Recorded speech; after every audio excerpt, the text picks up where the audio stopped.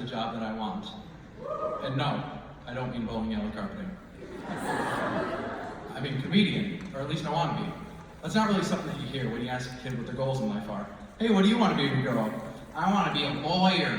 I want to be a firefighter. I want to be unemployed and pretend that I'm funny.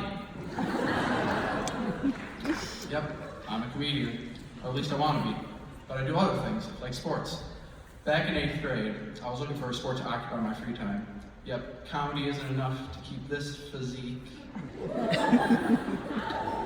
Anyways, my English teacher was the coach of the wrestling team, and when he saw this over 6 foot tall man-child walk into his classroom, you better bet he saw potential. And boy, was he wrong. After talking it over with my parents, they agreed to let me go to the first day of practice. All day I was super hyped up for after school when the practice was. And when I walked into the school gym, I walked in on the toughest 8th graders in the school. I'm talking so tough, they probably didn't even do their homework. Or show up to class on time. Yeah, I'm talking that tough. The first thing they had us do when we got there was gather in the center of the room and get a pep talk from the coach. He went on this big long spiel about how wrestling is the most honorable sport in the world, and how the honorable point is to make the other wrestler wish that they had never been born.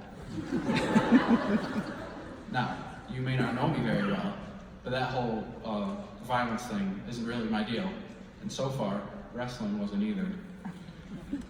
Then the coach, who definitely had at least half a pack of bubblegum in his mouth, said, "Okay, so we're gonna learn how to do a takedown." And then he did what I can only assume is look for the tallest kid in the room to be a stand-in for an opponent so he could show us how to do a takedown.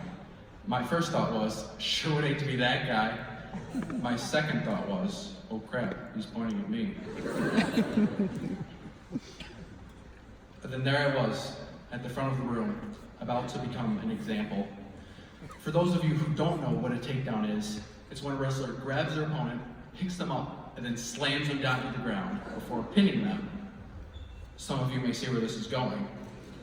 I thought, hey, this couldn't be too bad. I'm a couple inches taller than this guy, how bad could it be? And then the coach picked me up, and he slammed me into the ground. I couldn't breathe. I couldn't think. I couldn't even make any tears to cry. It was bad, but it was over. I started walking back to my spot, but then the coach says, "No, we're not done yet." So I walk back up, and he picks me up, and he throws me down to the ground for a second time. All the while, telling everyone how bad I was at handling the takedowns. What kind of life would I have to live to be good at handling takedowns? Oh yeah, I have my pro wrestler dad practice some moves on me. Keeps me on edge, keeps me sharp. After about 2 more takedowns, the coach decided to have mercy on me, and we moved on to the next exercise. The coach had us paired up, and we were supposed to practice some moves on each other. Now, violence isn't really in my nature, so trying to hurt someone was kind of, not my expertise. My partner was a little bit shorter than me and had been wrestling for years. Now, I know that this is going to sound bad, but I never expected wrestling to have so much contact. To be honest, I never really thought much about the sport before the day of. I always just thought that people would be too afraid to go against me, but apparently, when somebody signs up for a sport, they actually want to participate. Whenever I would try a move on my partner, he'd say, "No, like this," and then he'd take me down like a pro. And then he'd say, "Now you do it." And then me, not having learned anything from the process, would make everything repeat over again. After the longest and sweatiest 2 hours of my life, we all piled into an unventilated locker room that smelled like a mix of cheese, adolescence, and Axe body spray. It was time to get changed and go home. Or at least that's what I thought. And then somebody tells me that we have to be weighed and put into weight groups. At that point, I was just considering cutting my losses and running out the door. But I sucked it up, and I got back in line with the rest of the guys, stripped down to their undies. Maybe not the best day to wear my boxers with little raccoons on them. At the front of the line, there was a small empty room with nothing in it but a scale. When I got to the front of the line, the unknown crony who just seems to live and work in the locker room told me to get on. And after a minute, he looked up at me and he said, "You're lighter than you look." Thanks. And then practice was over, and I smelled like 6 different people.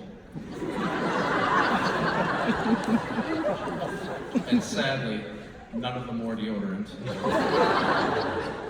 After escaping the WWE, I walked out into the cold and I saw my mom's car. The safety and comfort that is the modern minivan was within my reach. I take one step onto the school slope parking lot, but I slipped and fell on the newly formed ice. I must have slid for about 50 feet before I hit the front of my mother's minivan. And then that was the last straw. I got up, I got in the car, and I just sat there for a minute. And then I realized it. I'm not made for wrestling. That's why I'm here, and not in a body cast. I mean, hats off to wrestlers for wrestling, but that's just not in my wheelhouse. But I made a vow that day that no matter how tough wrestling was, I was going to do my best and try my hardest to stay as far away from it as possible. Thank you, everyone. I'm Dominic.